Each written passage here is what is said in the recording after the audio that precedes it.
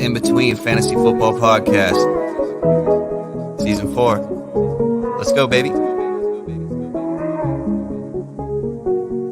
Yeah.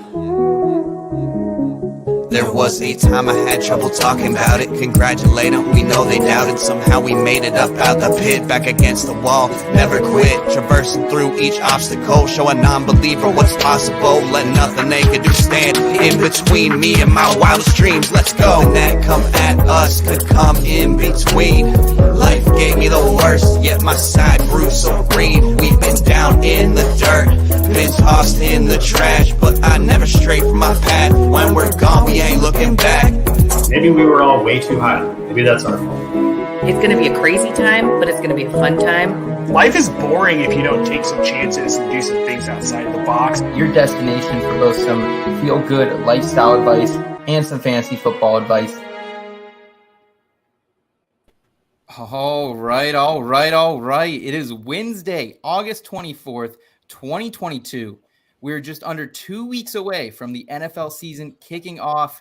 Bills, Josh Allen, Sean McDermott, and the boys, they head to SoFi Stadium to see Sean McVay, Matthew Stafford, and fellas. I am back with you, Seth Woolcock here. Jen Polvo, Nate Polvo, back from a little bit of vacation for Jen. She put the PTO in the last couple of weeks, so I've respected that. But guys, we have a very special guest on tonight to help us break down what's happened so far in the NFL preseason. We're also going to learn a little bit more about him. I'm talking about the senior editor at Football Diehards, the host of Football Diehards on Sirius XM Fantasy Sports Radio, the legend, the GOAT, Bob Harris. What's up, Bob? I appreciate the kind intro. The legend is like the nicest way anyone ever says the old guy. I love that part. I appreciate it, man. It's, being in this industry so long, watching, all the great new minds and companies coming in, including you all. This is it's kind of been a joyous ride for me the last 30 years. And it just keeps getting better and better because smarter people and more creative people get into the field, and it's just it's been an amazing run. Well, Bob, we appreciate you being here, man. We know you kind of just got off the radio not too long ago, spitting a lot of fantasy knowledge, and we're going to do more of that tonight. A lot has happened since the last time we've been live a week ago. Preseason games have happened. Some more cuts have happened as well. I'd say overall it's been a pretty chill preseason, guys. Not a lot of big injuries like last season, like we saw with Cam Akers, J.K. Dobbins. Of course, the Tim Patrick one that we talked about a couple weeks ago. But it's been pretty chill so far. So we're going to talk a little bit more about who are the winners, who are the losers, what are the fantasy takeaways we should be accounting for. Then we're also going to talk to Bob. We normally do our off-season sessions. This is going to be more of a preseason session and just learn a little bit more about him, his backstory, and what the fantasy football industry means to him. Guys, if you want to follow Bob on Twitter, he's at Football Diehard. Make sure you check out the website, the print publication as well. And if you guys enjoy this type of content here at In Between Media, please like and subscribe no matter what platform you are on. Guys, let's go ahead and get it started here with Front and Center. Sometimes taking that first step out the door is the hardest thing to do. Give it a chance, you'll be begging for more. Save the spot just for you. We're all somewhere in between. How about you come to the place we can have some fun? Ain't gotta worry about knowing not what it means. Keep come and give me another, cause the night is young. At least I so thought. This just in. Breaking news. Front and Center. All right, front and center, guys. We're going to talk a little preseason here. And Nate, I feel like my biggest takeaway so far overall looking at the NFL preseason is that we're seeing kind of a shift in it. And we've always seen, coaches obviously be cautious with their starters, their star players, and rightfully so. However, it seems like joint practices have actually kind of become the thing that coaches really look forward to the most. It's a controlled environment. If they know the other coach, they know, there's a lesser degree of injury risk in these controlled practices. So have you noticed that as well, Nate, just kind of the evolution of preseason so far this season? Well, it's interesting with the more controlled, but then also completely out of control practices we've seen where we've had some brawls. And the intensity has been, it's incredible to see because you're getting these guys into like football brain in preseason. They're ready to go. And I think that's more important with only 3 games versus the 4, because we're trying to take those 4 games, when we get out of those 4 games, and condense them into 3. So the joint practices are a big part of that, because I feel like it's got to feel like a game for most of the week for these guys. And it gets intense and they fight, and it's great. And I think that shortening the preseason, like ultimately for health, Seth, what you said, we've seen far less injuries because these guys are getting used far less. Yes. Bob, have you noticed the same thing as well? Yeah, Mr. Scampers is here, and that always makes my night. So I love Scampers. So it has been like, it does seem like the bubble wrap is out, and it makes perfect sense. Nobody wants to, and we're all for that as fantasy managers, right? So I did notice the fighting, and you would think like this time of year, these guys at the bottom of the roster, they're battling, literally fighting for a job.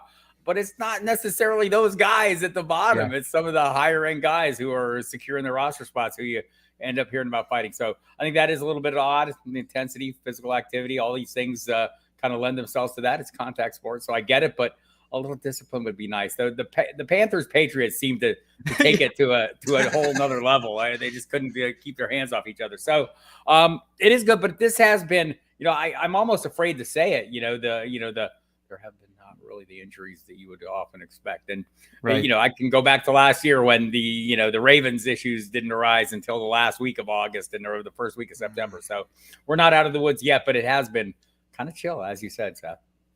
Yeah.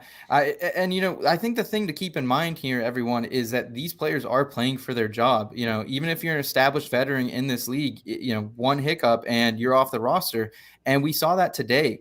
Kenyon Drake, he was cut recently from the Las Vegas Raiders. And I don't think this comes as a huge surprise. They obviously probably overpaid him a little bit last offseason. However, it's definitely still interesting. They have Josh Jacobs, who they didn't pick up his 5th-year option. Zamir White now is, kind of looking like a guy possibly. Drake last season, 63 carries, 40 targets in 12 games. And Zamir White comes into this rookie season, 1,500 plus yards, 22 TDs over the last 2 seasons at Georgia. On the preseason, he hasn't been extremely effective, 21 for 73 and 1 on the ground. But he has had more receptions this season than he did his junior season at Georgia. So super interesting to see, kind of his development back here a little bit. Bob, are you interested in Zamir White as a late round guy, or are you more confident in Josh Jacobs because of this? How does this kind of swing the pendulum for you? I want to say no, I'm not, except I just drafted him just moments ago. I drafted in the late round. So we're at that point in some of these drafts. This seems like the Gordian knot backfield approach that the New England Patriots have always taken. No surprise. Josh McDaniels comes from New England. Dave Ziegler, the GM, also an executive in New England. And Ziegler said something, shortly after the draft, and they added other backs as well. Brandon Bolton comes over from New England. Josh Abdullah, McDaniels guy, who seems to have essentially supplanted Kenyon Drake, so as the receiving back. But Ziegler said at the time, look, we're going to do it the way we've always done it, which is we're going to let them compete and we're going to game plan. And that's always been the problem with the Patriots. You're sitting there trying to figure out what their approach is going to be any given week to and then figure out the backfield. I still think, it's that time of year when we get a little angsty about the investments we've already made in best ball and the investments we're about to make in drafts that matter maybe a little more, and then the people out there drafting their home leagues. I think we tend to overplay these things in our mind a little bit. Like, I still think Josh Jacobs is probably going to get the bulk of the work, just like I think probably Antonio Gibson will in Washington. But it's a little scary drafting people like that this time of year, because all you're hearing is the negative spin, because it is. And, the media, it turns out, we like our stories and our narratives, and we play them up to the degree possible to keep people interested and excited. And really, one of the things we preach on Football Diehards radio program all the time is don't look through the drinking straw. Don't pay attention totally to the moment. Step back, look at the big picture, put it all in perspective. And the big picture goes back to previous seasons and the history of the coaching staff. So, I'm not saying concerns aren't legitimate when it comes to Josh Jacobs, or even the latest with David Montgomery, possibly a timeshare there that we haven't seen before. So all these things are legitimate issues, but I think we tend to overplay them, and we get almost like we're allergic to players. Like, I cannot touch, you're watching Antonio Gibson plummet down the ranks, and he's been had tons of touches the last 2 years. I don't think they're all going away, but we're treating them like that at the moment. Yeah, and I think sometimes that's a little bit of fantasy managers, analysts getting inside their head. Just overthinking, like you said. We didn't need to take maybe a more holistic approach. Jen, do you agree with what Bob's saying here that maybe we shouldn't hit the panic button yet? Whether that's any of these running backs that are kind of plummeting down the ranks, Josh Jacobs, David Montgomery, Antonio Gibson, especially with Brian Robinson's emergence. Yeah, I mean, I'm right there in the same camp. I love Josh Jacobs. Nate and I were talking about it earlier today about how embarrassingly I love the Raiders and how high I draft them. So, I mean, Zamir White's great. He's great, but Josh Jacobs is definitely going to get the bulk of the work. There's no question about it. Well, it'd be weird if he didn't. He's Josh Jacobs. I mean, He's Josh Jacobs. And the talent is there. But to Bob's point, like, we know what New England did with running backs in the past. And that's kind of scary when you're looking at New England and Josh McDaniels being there and you're wondering, like, what are the actual roles going to be?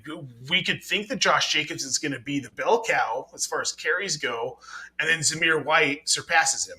And we're all I don't think back. Josh Jacobs or Josh McDaniels, I don't think he has the cojones to do anything different. So there's a universe where, like, I mean, I can sit here and tell myself a variety of happy stories, and that's kind of what we do as fantasy managers. We like the players we like, and we tell ourselves happy stories. One of the happy stories I would tell myself about Josh Jacobs is he's in the last year of his contract. They're going to run the wheels off him. He's a rental car, right? Just drive him in the ditch and run him into the walls and do whatever you want with him and not really be worried about the long-term future. But in all these things, there's the Matt Harmon-esque range of possible outcomes, and you want to take that into account. I think you can figure out what your own most likely end of that range is and work from there. But I think the thing that Jen is saying, that I would like to do is I like to find these players that people are dialing back on, and I want to go reap the value as the price goes down. And like I just covered a draft tonight, one of the flex leagues that Jake Seeley puts on, where Antonio Gibson went, I think, in round 9. Okay. I mean, I don't have many shares of Antonio Gibson, but they haven't been 9th round either. And now that they are, I might want some of those. Yeah. Always value at cost, man. The cost is always what kind of drives fantasy managers to or away from a player. Guys, let's move on, though, to Carolina here, where those scuffles have been taking place against the New England Patriots. And it's Baker Mayfield who is going to be coming out of the tunnel for the Panthers to start the season, guys. I don't think it's a shock to anyone. We kind of knew this is what was going to happen. We saw Sam Darnold. We knew the coaching staff is really, fighting for their jobs here. I'm still not overly excited by anyone on the Panthers offense outside of Christian McCaffrey right now. I don't think we can expect DJ Moore's, just lack of finding the end zone to suddenly get better with a guy who was only able to find OBJ in the end zone 7 times across 2.5 seasons. So I still have my concerns about DJ Moore. Obviously, the volume's going to be there. Bob, are you buying into DJ Moore or any of these other Carolina offensive pieces outside of CMC now that Baker's leading the show? So these are the kind of offenses we love as fantasy managers. You can't go deep, but you can count on the pieces that do work. The funnel runs through Christian McCaffrey as long as he's in the locked and upright position, and DJ Moore. And I mean, I get it. The touchdowns haven't been there. They weren't there for Kyle Pitts last year either. So touchdowns can come at any time. It's a very volatile number, and I feel like Moore is overdue. But mostly I like the workload. I chase volume, right? And there's few wide receivers get more volume. I think he's the ideal receiver to target. If, let's say, you go with somebody you feel is a little volatile earlier. Let's say this year, Tyreek Hill, who, I think he's going to be great, but he's on a new team and it's a different quarterback. And there's uncertainty there. So I think and he's a little volatile as it is. So, if you go with maybe a boom bust play, you come back around and you miss Keenan Allen. So, okay, there's always a DJ Moore waiting for you. And I think you kind of even it out. There's something about roster construction that we all know inherently. I mean, you can have risky players on your roster without having a risky roster. You build in some quality depth and some high-end volume and some players that you feel confident in. Even if you don't think they're going to be super high-end producers, you think they're going to be solid weekly producers that can help you even out the weeks when there aren't people. And I think DJ Moore is one of those. Christian McCaffrey, I'm all in on. Baker Mayfield, not so much. And again, like there's some pieces that, that are always a little buzzy around there. We've seen Robbie Anderson in the past. He's less so now. He should change his name back so all my databases work better. But beyond that, thanks guys when you do the name change. You gotta think about that.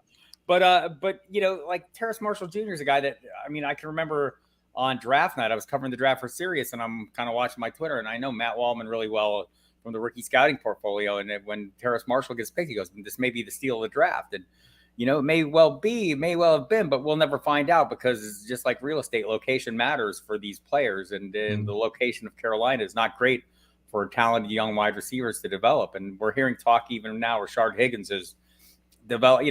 Obviously has some chemistry with Baker Mayfield from their time together in Cleveland, but he was also establishing it with Sam Darnold. So, and that sounds great, but nothing there sounds great that isn't named Christian McCaffrey and DJ Moore. And that's kind of, they're and those offenses are both a blessing and a curse. We want more players available to us, but when you're drafting those players, knowing that they're going to be the focal point of their offense, it's kind of satisfying.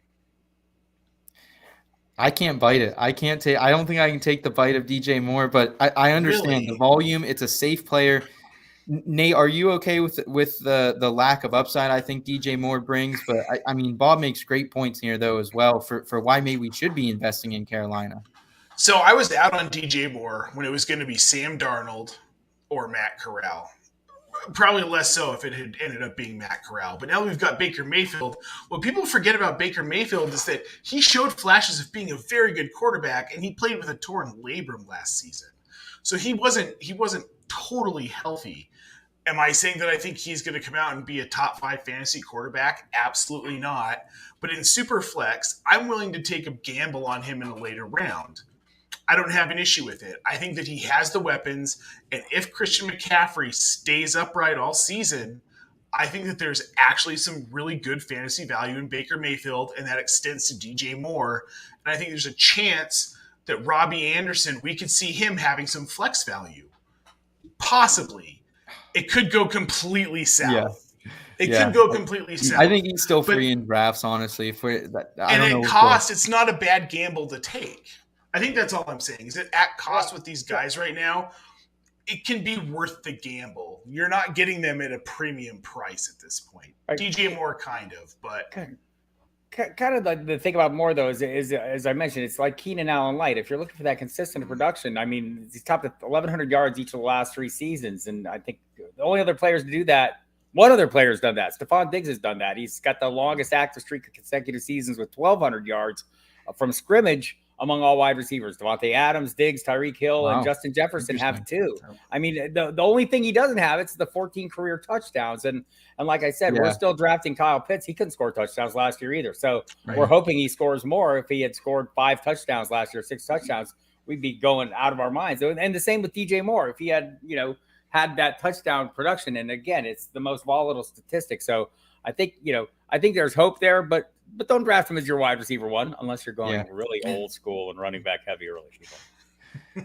I think we're on that new wave now, Bob. I think we're on that new wave of hammering down wide receiver early. It's changed. The game has certainly changed, but I think that's kind of where we're heading.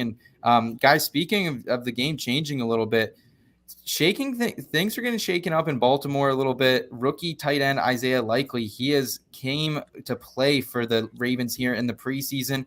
Obviously not going up against the best competition, but he is 12 for 144 and 1 so far this preseason. And he actually had the most receiving yards among all rookie tight ends coming in here with over 900. So this isn't a slouch at the position at all. Bob, is this anything that you're taking into account, Isaiah Likely? There's a lot of things I think you have to keep in mind here. Obviously, Mark Andrews, but is there anything holding back them from just throwing him out in the slot occasionally, like instead of Devin Duvernay? Nothing at all, and that's the appeal more so than the numbers. Like I remember a guy named Travis Jervy, a running back of no renown, who averaged like 10 yards a carry in preseason play over the course of his career. He was phenomenal in Atlanta, Green Bay, and San Francisco. And once the regular season rolled around, there he is out there on special teams. So I don't want to get overly excited, but by the same token, that's what, you're looking at a Baltimore offense where, as you mentioned, Devin Duvernay and James Prochet are the top 2 wide receivers, not named Rashad Bateman. So there, like, I think there is something there. As long as you're spending a really late round draft capital and you're not getting overly caught up in the numbers that he's producing, it's been phenomenal, right? Hasn't been Lamar Jackson. And like, isn't it weird? Like the other quarterbacks not named Lamar Jackson, maybe even target the tight ends more than the quarterback named Lamar Jackson, who targets them plenty. So interesting dynamic there in Baltimore. Obviously, the tight end's a big part of it. But they drafted 2 tight ends that likely wasn't even the first one. So I just it's interesting that he's risen up. And I know some people that I've talked to, kind of question the athleticism and some of the reasons, some of the reasons why he didn't go earlier. They want to focus on. But in the NFL, opportunities are king, and he seems to have put himself in a position to at least get some. So I'm not going to lie, there are late round shares of him now in some of the best balls I have going on because. You're at that point, like we're in this industry, so we're all out there drafting every day. I've got, if I look here, I got 9 drafts ongoing right now, pretty much at all times, right? Yeah. So, yeah. I mean, I'm picking guys just like, oh yeah, I want a piece of that. But if you're in like a single league at home and you're drafting against your friends and you want to, really focus on that one league, the names like Isaiah likely are likely not on your radar. Yeah, agreed. Jen, are you interested at all in Isaiah Likely? Are you concerned at all that this could mean anything else for the offense? The one interesting thing I think about the Ravens is they didn't run a lot of 12-man personnel last year, 9%. However, they led the league in 22 personnel. So obviously they like using the tight ends when it comes to getting Lamar Jackson out on the edge in space. Same with the running backs. Do you think this means anything? No, Mark Andrews is the guy. I mean, you can't even argue that. Unless he gets injured, unless something happens. I guess I'm not taking a shot at Mark Andrews. More just can likely provide something to this offense that, because exactly like Bob said, I mean, it's Duvernay, it's James Prochet, guys who've been in the league for 2 years now, and we haven't seen much out of. Yeah, exactly. I mean, Likely is going to be on the back burner. He's going to get 4th look, 5th look ahead of anybody else. I mean, he had a good game, a good game. Yeah. I mean, he caught, it was like 8 of his 8 targets or something like that, but I don't know. I'm not that excited about him yet.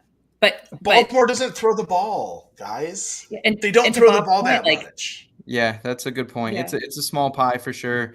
And I think this could just be one of those things that maybe we are just getting a little starved for football and actually storylines and emerging players and sleepers. And maybe that's what Isaiah Likely is. Nate, any thoughts on just this Ravens passing game as we've kind of been discussing it? I mean, we know historically that if Lamar Jackson starts all season, we're going to see a little bit less passing production, which is fine from a fantasy perspective because he does it on the ground too. I think Likely could maybe occasionally see some slot work. Like, that's not out of the question, but he's not going to be a featured receiver in this offense. Rashad Bateman, Mark Andrews, those are not in 2022.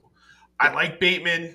I like Mark Andrews. I don't like Mark Andrews at cost right now. I think that tight end 2 might be a little high for what he is actually going to produce this season. Hey, I'm not here for the Andrews slander. Wait a minute. I love Mark Andrews. Same. I know. Do we strike an Everybody's been telling me I'm crazy. I think to be fair, I think he's tight end 4 or 5. He doesn't drop out of the top 5. Okay. I just don't think he's tight end 2 again. He's tired, cut him off. Kick him out. I get it. So I don't think, we're going to see like this, what was it, 17, almost 18 points a game last season. Yeah. He's not going to get that because a lot of his higher end games came with the other quarterbacks, not like Lamar Jackson. He was at 12.5 or just over 12 in 2020.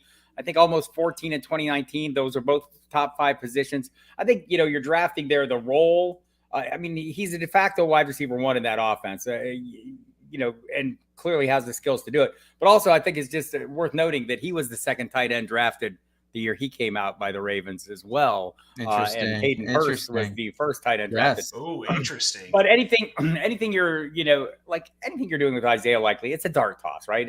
And so, I get it. I noticed a comment, and that's one of the things I didn't want to get too deep in the woods here. But the scouting types, not a big fan of his athleticism. Don't feel much like eyeball test wise, watching him play. he looks like he's plenty athletic. Also, he's playing against fellow scrubs. So Yeah. we'll see. Again, he might be the Travis Jervey of tight ends. We will find out soon enough. But I don't think you want to invest. You don't want to invest serious draft capital in that. Maybe it's a guy you put just on your waiver wire watch list in your redraft leagues. And if he continues to excel or shows those signs of having a more prominent role in the offense than we expect right now, then surely be ready to jump on him. Fantastic. Well, guys, let's talk about someone we know who probably should be the number one receiver on their team, and that's Christian Kirk. He looked pretty good in his Jacksonville debut. He went 5 for 54 in the 40 snaps with Trevor Lawrence, 8 targets on the night for Christian Kirk. So really what you kind of wanted to see out of Kirk, he made one very, very athletic catch. I highly suggest you go check out that highlight. It was a really, really nice catch. Guys, I'm interested in Christian Kirk. I've been interested in him all offseason. I might be a little bullish, but I have him projected for about 136 targets. So I think he's going to be the number one there. Jen, I need you to just defend him right now because Nate and I have been kind of at odds about this all off season long. He's tried to talk about LaVisca still and Marvin Jones. I have let go of LaVisca. And I just can't take it. So Jen, please just tell me what I want to hear right now.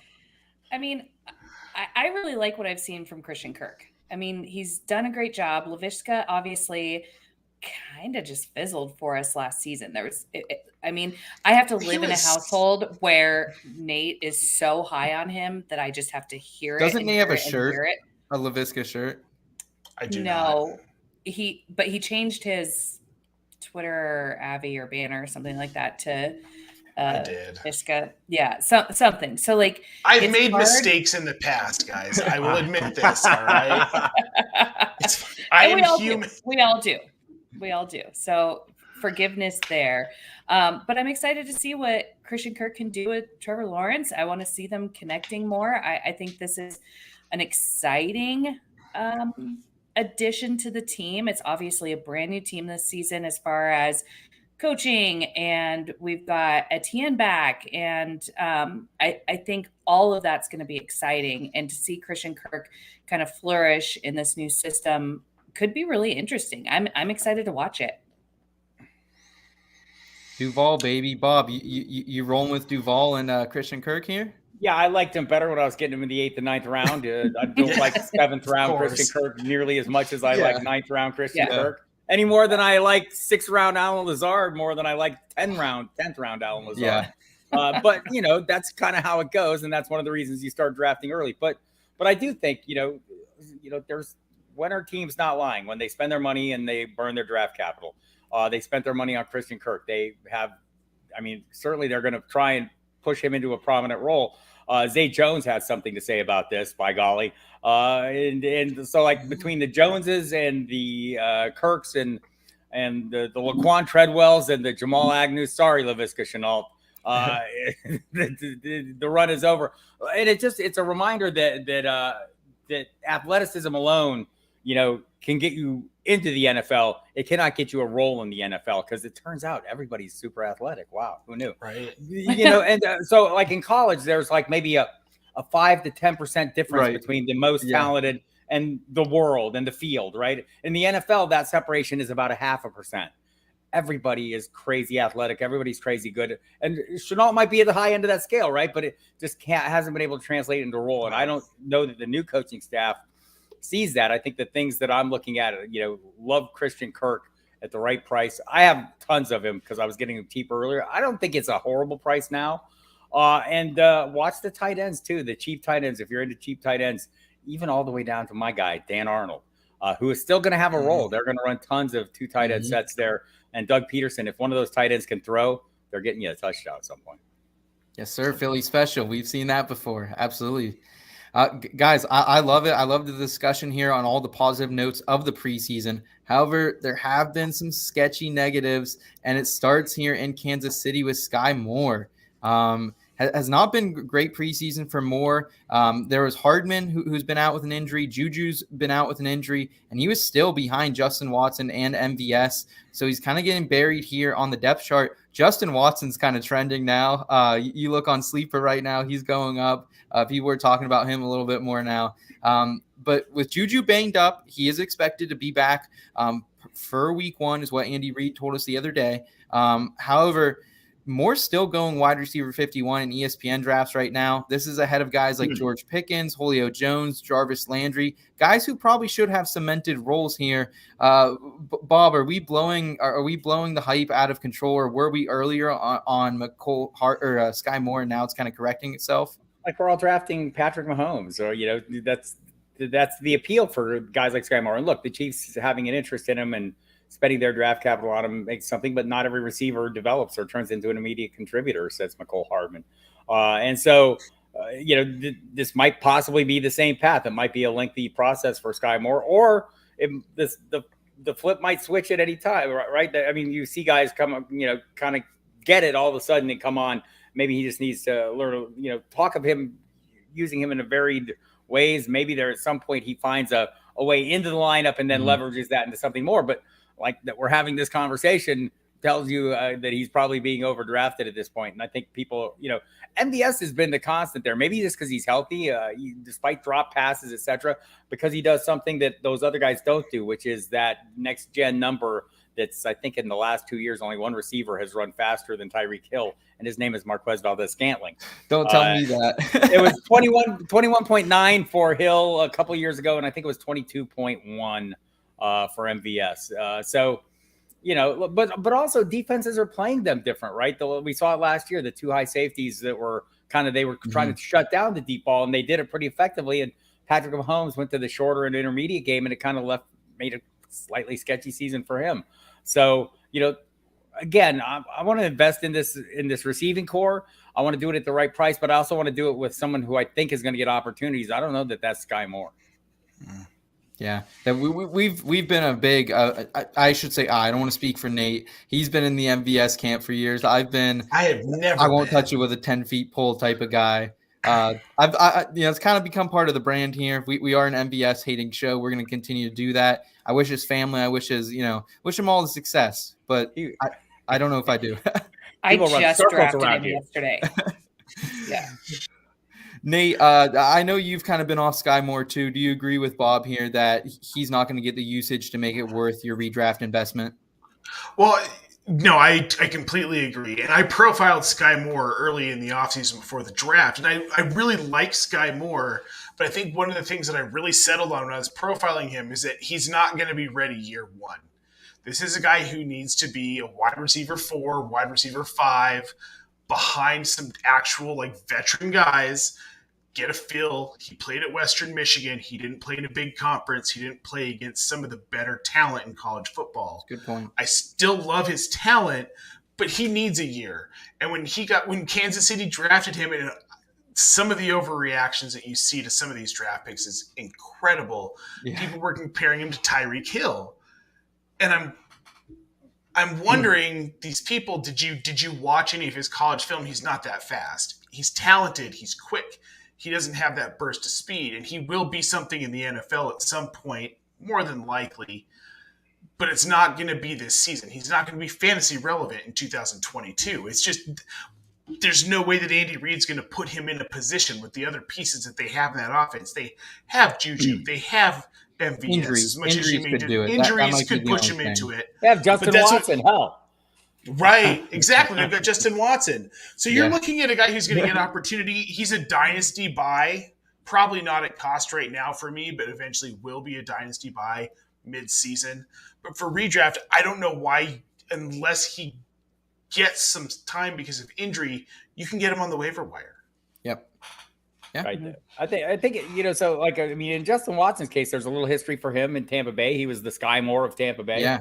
Or maybe even, so there's guys can rise up, but the things, everything Nate was saying about Sky Moore, we could say the same thing about Christian Watson and Romeo Doubs, right? Mm-hmm. But we like them a little better because it seems like the opportunity is going to be there. Certainly. And so, and again, with all rookies, opportunity, watch for those chances. And right now, I don't see Moore's path to workload changing, and it could, anything is possible. Nothing surprises me after covering this league for as long as I have. Yeah. But I mean, Mecole Hardman never got really a real opportunity. He's still waiting for his real opportunity. Maybe he gets it this year, but I'm not even certain he gets it now. So Moore, wait your turn, young man. Okay, fair enough. Will Treylon Burks wait his turn though? That is the next question here.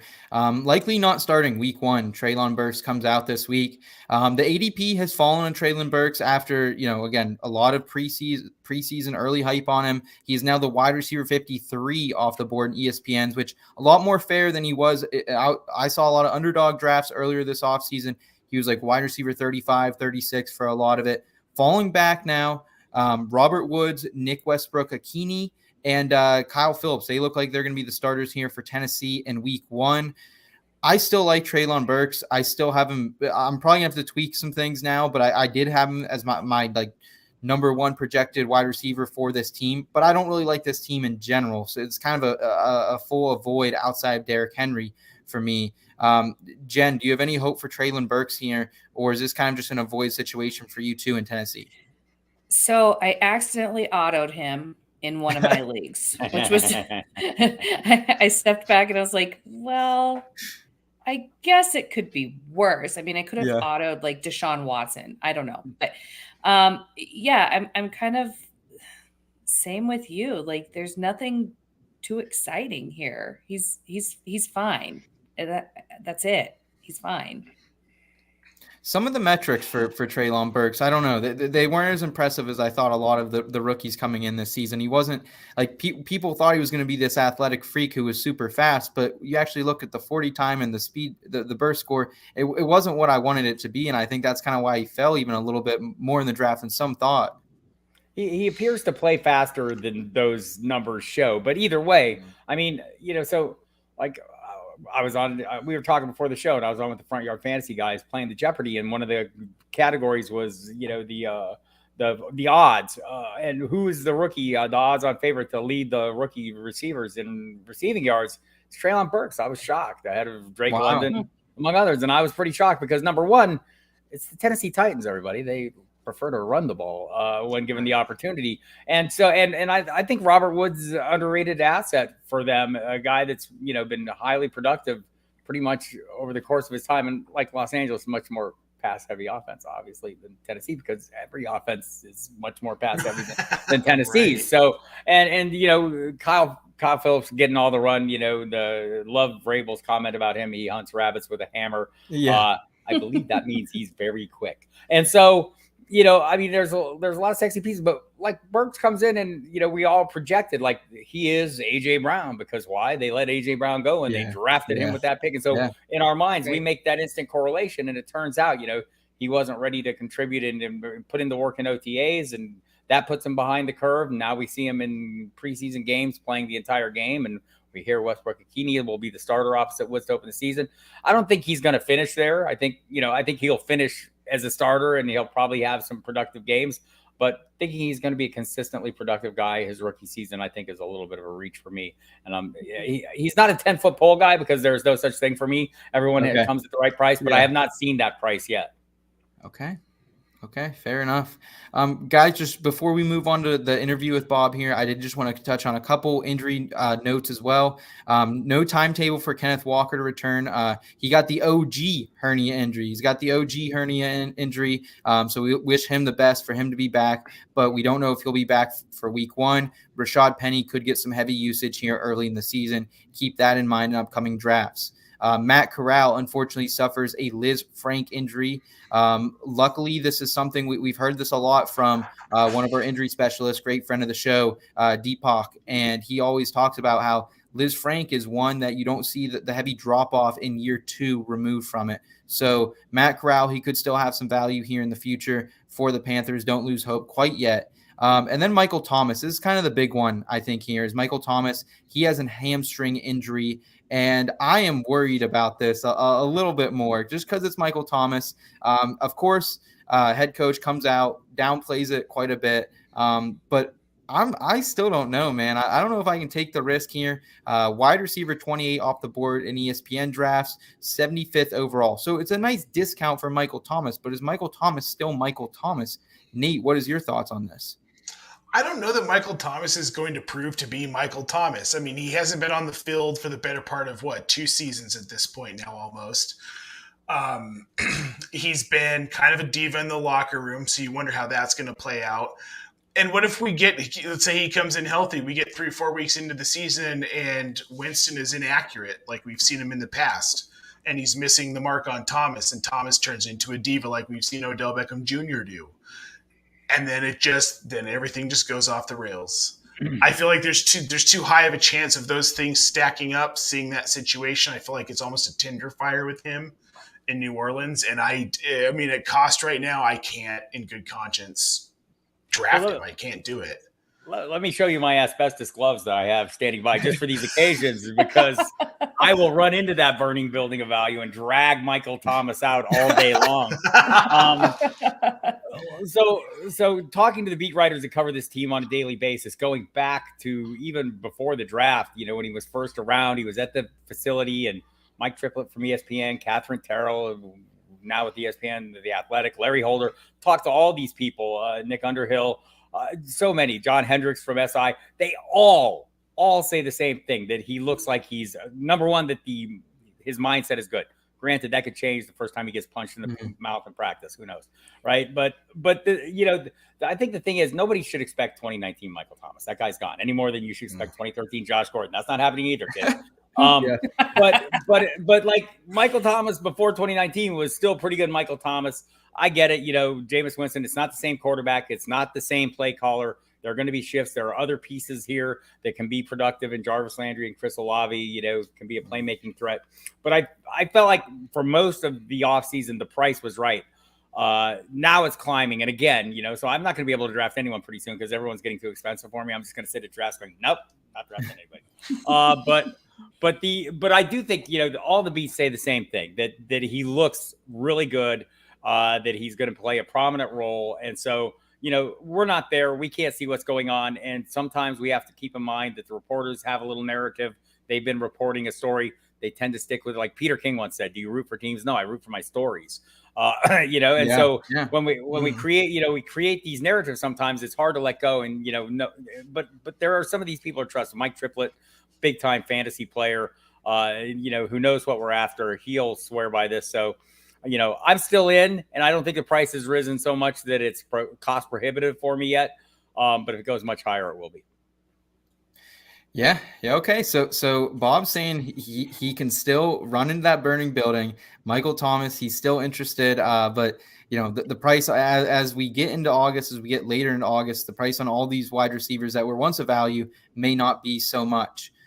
Guys, thank you everyone for tuning in. We are going to jump into our short interview with Bob, learn more about him, his journey through such an ever-changing landscape that the fantasy football industry has been the last couple of years. So let's go ahead and jump into our off-season or preseason session, as you want to call it.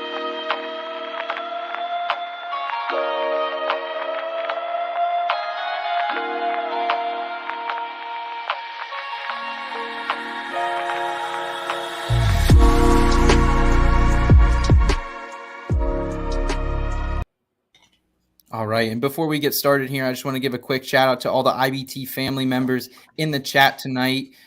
We got Dee Dee here. We got Brad. We got Mr. Scampers, Albert, so many of the usual faces here. We appreciate everyone making time out of their day for us. Craig, appreciate you all. Let's go ahead and move forward here. Bob, you have been around fantasy football for quite some time. And can you tell us, though, can you take us back to before fantasy football was a part of your life? What was it like where you grew up, and what were you really about as a kid?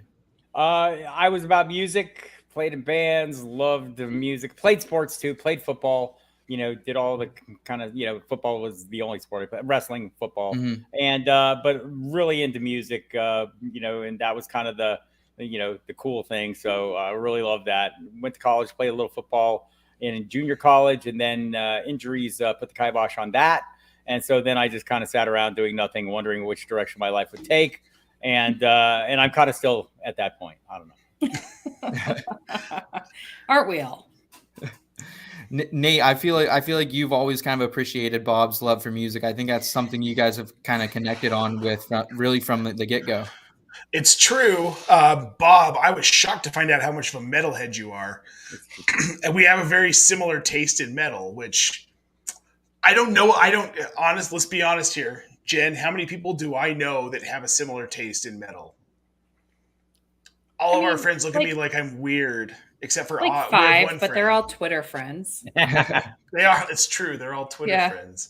Yeah. All my music friends, I have no people that I know in real life on a day-to-day basis that will listen to any of the music I listen to. This is the same for me. So, and that's okay. I enjoy it. It's one of the great perks at Sirius is they let me select the bumper music, and so going in and out of breaks is always something I like, and everyone can deal with it or not. Yeah, gets you feeling That's good, gets you great. pumped up. Bob, so when does fantasy football come into this equation in your life? When did just playing it start for you? It was 1986. Okay. A friend had gone to another land called San Diego to do some work. I lived in Tucson, Arizona, and so this friend came back from a job and said, "Hey, you guys, I found this thing." To the little group of friends that we had, and I found this thing, and you're gonna love it. And he was 100% correct. We did love it. It was fantasy football. It was amazing, and it struck me about a week into playing it. We don't know enough to do this right. That was the thing that really hit hard to me was like, man, we need to know more about these things. And so that became one of my purposes in life was to find out more than the people I was competing against in order to crush them and destroy their entire life. So that kind of, eventually turned into a thing. Like I said, I'm probably not the only one who wants to know these things. Perhaps there are others out there. And turns out there were others out there. And this was, I think in 1993, I turned it into a business. And I was like a graphic designer and did all kinds of things, and so I made a little newsletter for my league in which I just belittled all the other people in the league and put out some stats and things like that. So, so eventually, I just said, man, I wonder if I could turn this into a thing. And, lo and behold, 30 years later, it's kind of a thing and I still do it. So I guess it's worked out reasonably well. It's amazing that just the ingenuity to have that as a young person. When was that? When you started? Like, how old were you at that time? Would you say? I was pretty old at that time already. And again, wandering aimlessly through life, looking for the thing that I was going to do. I was dabbling in some engineering things and the graphic design and stuff. So I was about 30 when I got into this. Got into playing fantasy, closing in on 30, and then when I started it as a business, I was a little over 30. So it's been about 30 years in the business now. So you can do the math. It's not pretty. I'm not going to deny it. But nonetheless, so it's kind of been really cool being here throughout. I mean, just to date myself a little further, the first few years that I did this, 93, we were it was an email. It was not an email, but it was a mailed out U.S. mail newsletter. And since I was a fancy pants graphic designer, it couldn't just be any newsletter. It had to be, I had to get it to the typesetters and the image setters the night before, get it to a printer, actually print it with high quality processes, and then get it in the mail and get it to people hopefully by the weekend.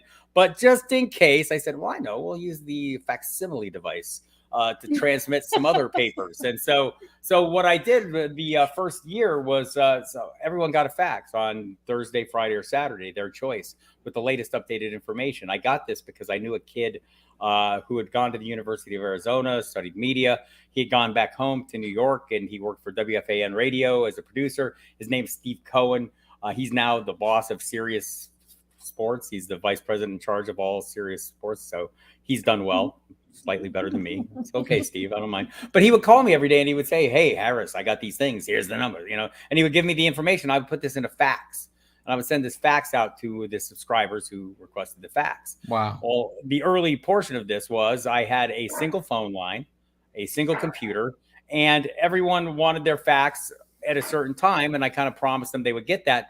So if everything went smoothly, all the faxes went out, it was a handful of faxes and they went out quickly. But if like one person thought, where the hell's my fax? I'm calling. And he got in between faxes, the whole system crumbled. And I sat there clutching my heart in the puddle of sweat in my chair, crying to myself quietly as I tried to get things back on track. The next year, though, found a thing called fax broadcasting, which allowed me to send one fax. And all the faxes went out at the same time. And I'm like, top of the world. This is the best thing ever. Until one of my subscribers came the next year. It was 95. And he said to me, Bob, you ever heard of a thing called the World Wide Web?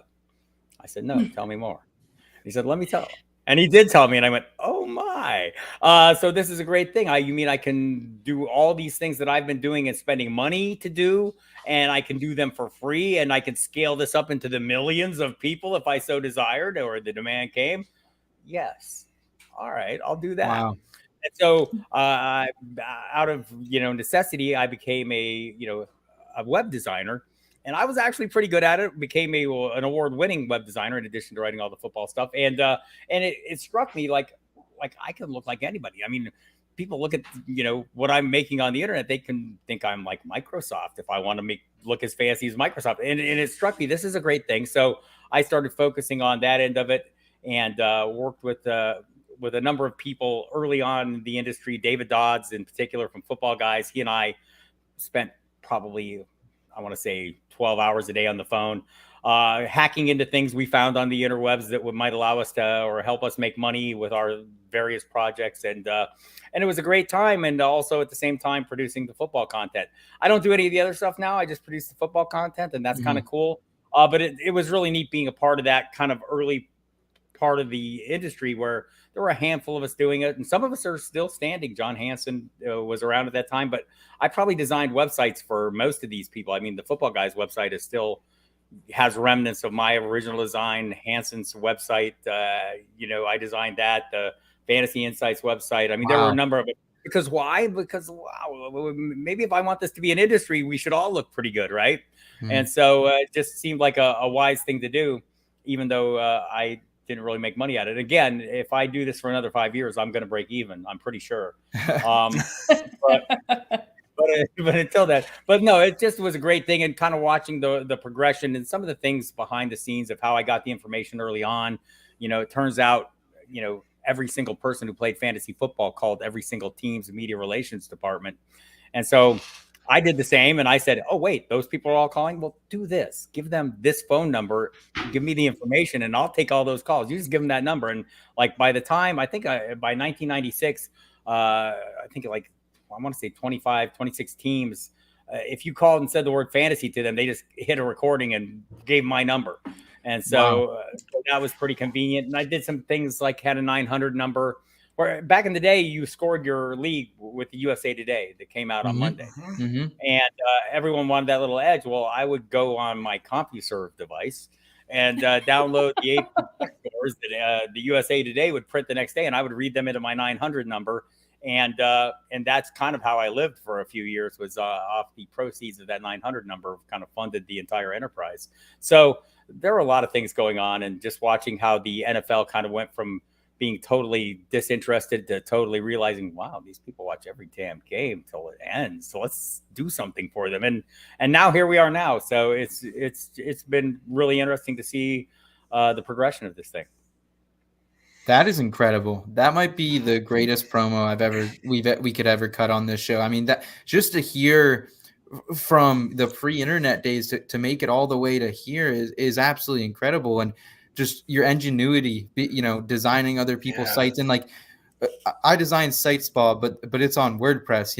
It's easy. Like you're coding, and like I was like, so I'm gonna, not to take credit, but I came up with a lot of really innovative ideas back in the day, because as a graphic designer, I wanted a certain look and appearance. I wanted things to look like they were typeset, and so using the invisible GIFs to kind of move things around and make arrangements and trick the HTML into believing that it could be a high-end typesetting type thing was a lot of fun. So, and also at the time, bandwidth was a big deal. So making images that looked really high end, but were like 2 colors, like sitting there and making a full color image and then like spending hours condensing it down into the fewest colors possible. So I loved all that stuff as much as I love the football portion of it.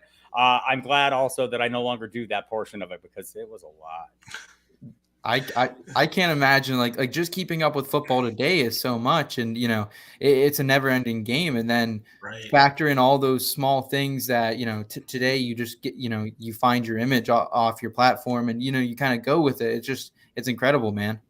Yeah, it was a lot of fun, and again, the football. I made this reference earlier, but it's become a 360. Before we came on, it's a 365-day a year reality show. There was a time when there was an off season, and like people who did what we do, got ahead.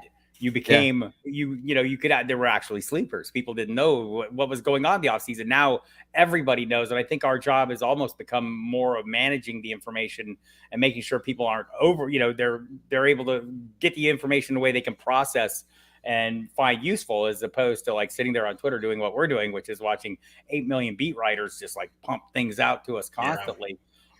Trying to look through that and sort through that and get the wheat from all the chaff is as big a part of the job as anything now. Mm-hmm. Nate, what other questions do you have for Bob here as we round out the show? I found this fascinating. My dad was a graphic designer when I was a kid growing up, so I understand the toil that you went through, because it's about the same era, the 80s and 90s. And we scored my first fantasy football league together out of the USA Today on Monday nights, watching why can't I think of their names now? Frank Gifford, Dan Deerdorf, and Al Michaels. That three trio. So that was a really neat story. I connected with that, and I have to ask you, how did the Alice in Chains League come about? So they love fantasy football, and so wait. You're in a league with Alice in Chains? No, I host it. I haven't played it. I've hosted it every year, and I'll host it again this year. Tentatively set for September 6th. People on Sirius XM Fantasy Sports Radio. But yeah, Jerry Cantrell and Mike Inez from Alice in Chains are huge fantasy players. And it turns out a lot of people in the music industry are. And, some of the like past players, Vinnie Paul, I mean, just people I'm big fans of, the late Vinnie Paul. The trophy is now the Vinnie Paul trophy for that league that they play. But Duff McGagan has been a regular in that league since it started. Scott Ian from Anthrax, among others. And so it's kind of a revolving cast of some of the others. But I'll tell you this about Jerry Cantrell and Mike Inez. They know football. Jerry Cantrell is as thoughtful and an analyst of football for a guy who likes two teams. I mean, Seattle and Pittsburgh, he's fans of two teams. I don't know how you do that. I'm fans of 0 teams because I hate them all equally. Yeah, it helps me. But these guys are like really thoughtful, really knowledgeable fantasy players, and they love the game. And so it's been really great. And I will say, one of the greatest moments of my life was Michael Bublé coming on my show and singing me an old Nazareth song, Razzmatazz, in order to get into the Alice in Chains League by singing some metal to me. So kudos to him. And he's very, like, they're all super competitive. Michael Bublé is like nuts competitive in that league, and all these guys are. Jeff Garland plays in that league a fair amount. There's been a number of people that have kind of come and gone, but those are kind of the mainstays. Wow. That's awesome. All right. I have no more questions. If you ever need a really crappy, like mediocre metal drummer in that league, just let me know. I'm the drummer. You're probably a better drummer than me, so I can drum and guitar. But I'll tell you this: you don't get a lot of career highlights, and this is probably going to sound odd to people who think of career highlights in various ways. But sitting in Jerry Cantrell's living room playing with his hairless cats while he talked about songwriting for a couple hours was pretty cool. Wow. I mean, Alice in Chains is probably one of my favorite, 5 all-time favorite bands. So I can't even imagine. He has hairless cats, though. He has hairless cats. I love that. Tracks for me. Yeah. Why? Hairless? He calls them rats. Yeah.